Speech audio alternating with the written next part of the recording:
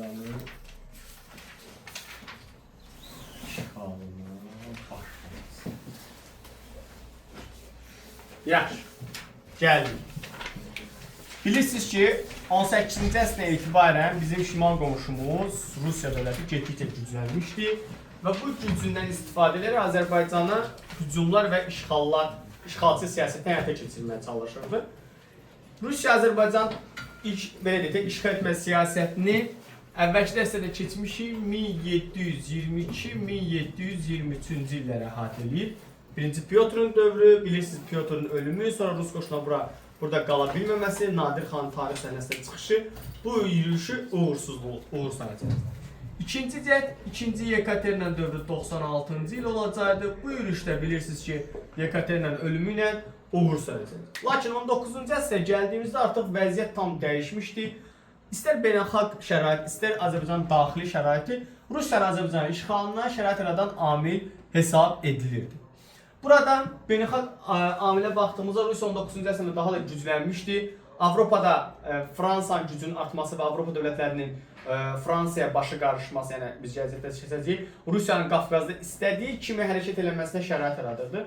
Daxildə də Azərbaycan işğalına şərait yaradan əsas amil isə Azərbaycanın biz şimali xanlıqlarımız nə idi? Bir-birlərinə mübarizə aparırdı.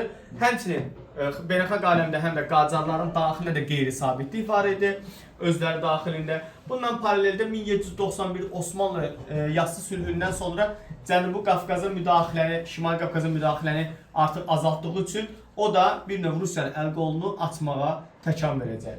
Bu dövrdə 19-cu əsrdə İngiltərə Cənubi Qafqazda möhkəmlənmə siyasəti yeridirdi. Bu möhkəmlənmə siyasətini adətən şeylərlə bacarmaq, Qacarlar vasitəsilə həyata keçirməyə çalışırdı və buna görə də bu proses bir növ belə deyək də Ruslar tərəfindən çox diqqətli şəkildə izlənilirdi.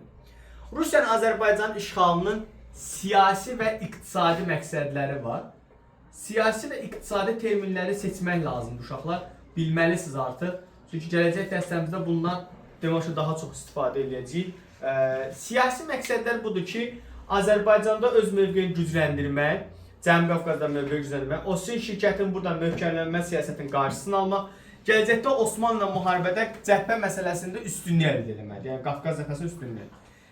Və həmçinin bu dövrdə Şimali Qafqaz dağlıq xalqları vardı və o Qafqaz xalqlarının mübarizəsində əsas gücü ələ keçirmək. İqtisadi məqsəd Azərbaycanın xam mal mənbəyinə çevirmək və oradan satış bazarı olacaq. Yəni, misal üçün, bu sözü indi mən izah edirəm, gələcəkdə bunun geniş variantını izah edirəm. Deyək ki, Azərbaycandan pambıq, ipək parça, ipəklər daha doğrusu çıxarılır, göndərilir Rusiyaya, onu parçaya çevirir, gətirir təzədən Azərbaycanda satır. Xam mal mənbəyi nə oldu? İpək və yaxud da pambıq. Satış bazarı kimi də ipəkdən, pambıqdan hazırlanan məhsullar satır Azərbaycana. Bu da satış bazarı və xam mal mənbəyi kimi hesab olunacaq. Rusiya məqsədi, işğalların məqsədi bunlar olur. Osmanlı və Qacarların işğalların məqsədi, daha doğrusu Azərbaycanla bağlı məqsədləri Rusiyanın maksimum dərəcədə burada irəliləməsinin qarşısını almaq və hətta onu Şimali Qafqaz daxil çıxarmaq idi. İngiltərə, Fransanın məqsədi burada Rusiyanın möhkəmlənməsinin qarşısını almaq idi və Xəzər dənizində xüsusi şəkildə ingilislərin mövqeyinin güclənməsi. 1801-ci ildə İngiltərə Qacar müqaviləsi bağlanır. Bununla da Qacarlar öz daxili bazarlarını İngilis tacirlərinə açacaqdılar. İngiltərə Qacarların siyasi həyatına müdaxiləsinin əsası qoyulacaqdı və bir də güzəştlər əldə edəcək. Təbii ki, İngilis tacirlərinin Qacar ərazisində güzəşt əldə edilməsi 19-cu əsr Qacarları Çindən oxşar cəhət verirsiniz, yəni oxşar cəhət götürürsünüz. Və 1801-ci ildə bu proses baş verir. Bu vaxt Cənubi Qafqazda da vəziyyət gərgindir. Gürcülər 1783 müqaviləsində peşmançılığı yaşayırdılar. Gürcü şəhzadələri Azərbaycan xanlıqlarına və Qacarların gizli danışıqlar aparırdı ki, bəs necə eləyəksə Ruslara qarşı mübarizə aparır. Bunu görəndə bu dövrdə artıq Rus imparatoru olan 1-ci Aleksandr Cənubi Qafqaz məsələsində əməlli addım atmağa qərar verir və 1801-ci ildə manifest imzalayır. Manifestə görə Gürcüstan daxili müstəqilliyi ləğv olunur və Gürcüstan quberniyası yaradılır. Knoriqə tapşırılmışdı, Gürcü qoşunların komandanı idi bu vaxt. Gürcüstan quberniyası yaradılacaqdı və Gürcüstan tərkibində olan Qazax, Şəmşədi, Borçalı əraziləri keçir. Hara? Gürcüstan tərkibində Rusiyaya keçir. Xəritədə, qabağınızda xəritələrə baxın, yəni əsas məsələdir. Xəritə görürsünüz, o ərazidə keçir və bununla da Azərbaycan işğalının əsası qoyulacaq. Qazax Şəmşədli Borçalı 1801 manifesti ilə Qazax Şəmşədli Borçalı ərazilər keçir. Bu ərazilərin keçilməsi, Rusiyanın işğal edilməsi iki xanlığın xoşuna gəlməyib. Bizdə etiraz edirlər. İrəvan və Gəncə xanlıqları etiraz edir. İndi bu məsələyə bir geniş qalacaq. Hətta İrəvan xanlığı Şöhrədil əhalisini tələb eləmiş ki, gəl köç bizim ərazimizdə yaşaya bilərsən. Gəncə xanlığı da Şəmşəddinin və Qazaxın Borçalının birləşdirməsinə də etiraz eləyəcəkdir bu barədə. İndi gəldik nəyə? Lakin Rusiya istəmirdi maksimum dərəcədə belə deyək də güc yolu ilə yox, sülh yolu ilə də Azərbaycan xanlarını öz tərəfinə çəksin. 1802-ci ildə Dağıstan hakimləri bizə o lazımdır, sadəcə bilin bəs eləyir. Lənkəran və Quba xanları ilə Gergeski müqaviləsi imzalayacaq. Gergeski müqaviləsinə görə, bunun bunu da yenə bölürsünüz iki yerə. Siyasi şərtləri, iqtisadi şərtləri. Siyasi, iqtisadi şərtlər. İqtisadi şərtlər nədir? Xüsusilə fikir verin, görürsünüz. Quba və Lənkəran deyil. Yəni Xəzər sahilinə yaxın xanlıqlardan söhbət gedir. Burada, yəni bu xanlıqlardan və bu xanlıqda Xəzər dənizində ticarəti canlandırmaq, Xəzər dənizində ticarətlə bərabərində Şirvanda və digər Şimali Azərbaycanda iqtisadiyyatı inkişaf etdirmək maddələri var idi. Siyasi maddələr nə idi? Əgər istəsəydilər, baxın ha, keçmirlər. Bura çıxız fikir verin. Hər uşaq burada çaşır, amma çaşmır. İstəsəydilər Rusiyanın tərkibinə daxil ola bilərdilər, istəsəydilər. İstəmə özlərinin biləcəkdir.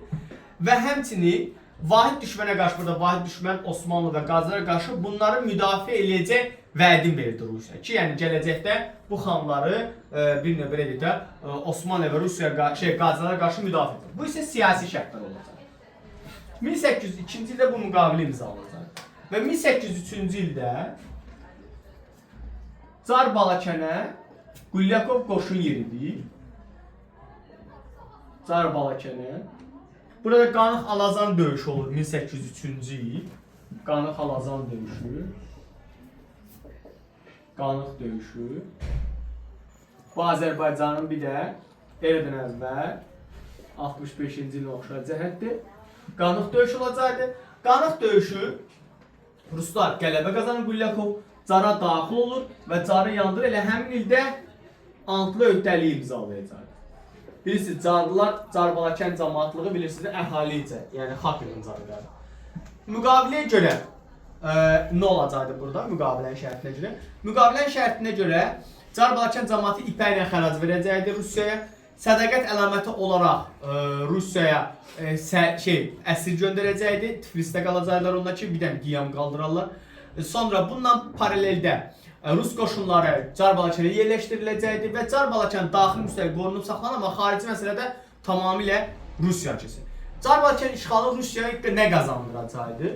Birincisi, Azərbaycan içərilərə doğru irəliləmək yolundaydı. Görüldüyünüz kimi burada baxsaz, görərsiniz, Azərbaycan içərilərə doğru irəliləmək yolundaydı. İkincisi, Gürcüstanın təhlükəsizliyi təminat altına alacaqdı bu iki. Üçüncüsü isə dağlıq xalqlarla mübarizədə cənub yolunu bağlayır Ruslar və belələ dağlıq xalqları burada sıxışdırma üstünlüyü əldə edəcəkdir. Bu üç dənə əsas nəticə Car Balakən işğalına böyük nəticə verəcək.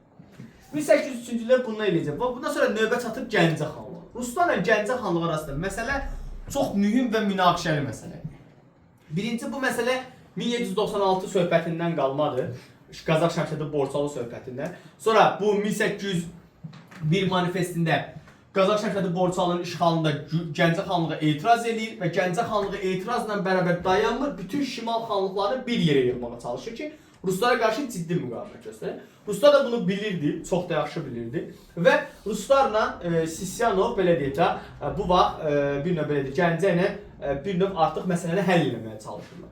1803-cü ildə Qurqova adlı kəşfiyyat xarakterli döyüş olur və burada bildiyiniz kimi elə bəlli deyən nəticə Ruslar qələbə qazanır və Gəncə xanlığı geri çəkilir qalasına Cavad xan və Cavad xan 1804-cü ilin yanvar 3-dən 4-ə keçən gecəyə qədər nə qədər dirəksə də, yəni müqavimət göstərsə də işğal ediləcəkdir. Gəncə xanlığı işğalı bir növ belə deyək də 1803-də dövrə keçən ildə baş verir və bu böyük bir ajitaja səbəb olacaq. Səbəb niyə ajitaja səbəb olur? Gəncə xanlığı dedik kimlə qohumu idi? Qacarlarla qohumu idi. Qacarlı Ziyadoğlu və Qacarların Cənubi Qafqazda ən böyük dayanı Gəncə idi. Gəncənin işğalı Azərbaycan xanlarının Qacarlara olan güvənin sarsıdır. Niyə? Məsəl üçün deyək ki, Atıran, Nərgiz mənim qohumumdur, məsəl üçün. Kimsə çöldən gəlir, mən dura-dura, dururam burada qıraq. Kimsə çöldən gəlir, Nərgizi vurur və çıxır gedir. Siz tərəddüd edirsiniz. Yəni Elçin müəllim öz qohumu müdafiə eləmirsə, bizə heç müdafiə eləməyəcək prinsipi. Bax, xanlar da bu barədə budur. Hə, tamam. Özüm eləyəcəm. Hə, xanlar da bu barədə artıq tərəddüd yaranan Qacarlara. Gəncənin işğalının bir çox nəticələri olur. 1. Gəncə xanlığı Azərbaycan xanlarının taleyini həll edir. Çünki Gəncə əsas dayaq məntəqəsi idi. Bu istiqamətdən durub görün neçə istiqamət hücum edirlər Ruslar. Tak-tak hamısını hücum edir. Bu birinci nəticə. İkincisi, Gəncənin işğalı Qacarların şimal xanlıqlarındakı olan nüfuzunu sarsıdır. Xanlarımız artıq tərəddüd edir. Yox, mənim əşi daha Qacarlara işim yoxdur, mən Qacarlara meyli siyasət yerlənmərəm. Sonra, üçüncü, Gəncənin tutulması Rusiyanın Qafqazda və Şimali Azərbaycanda mövqeyini gücləndirəcək. Gəncə tutulandan sonra görülən tədbirlər nədir? Gəncə xanlığı ləğv olunur 1804-də, Komenda Didarius yaradılacaq, Gəncənin adı dəyişiləcək Yelizavetpol yaradılacaqdır və Yelizavetpol yaradıldıqdan sonra bir növ onun adını çəkənlər isə bir növ cərimə tətbiq olunacaq. 1804-ün yanvarında Gəncənin vasalı olan Samux ələ keçiriləcəkdir. 1804-ün aprelində isə İlüsu Sultanlığı da ələ keçiriləcək. Bu vaxt aprel aylarında Çar Balakən ərazisi, yəni cəmaatlığı bir növ vecini ödəmədiyi üçün Ruslar boşun yeridirlər. Və 1804-də Zaqatalada, yəni Çar yaxınlığında yenə Zaqatala döyüşü olur. Ruslar məğlub olur, Qulyakov öldürüləcəkdir, Çarlar qələbə qazanır. Amma Sisyanov üsyanı yatırır, yenidən Çarları özünə tabe edəcəkdir və daha çox artıq vergi qoymaq şərtidir. Beləliklə, Birinci Rus-Qacar müharibəsi ərəfəsində, ərəfə bilirsinizdə nədir? Qabaqdır. Bildiniz də bunu? Ərəfəsində Rusiya Qazax Şəmşədli Borçalını tutur 1801-də, 1803-də Çar Balakən tutulacaqdır, 1804-də Gəncə, Samux və İlüsu torpaqlarını ələ keçirəcəkdir. Bu da sizin dərsiniz olur.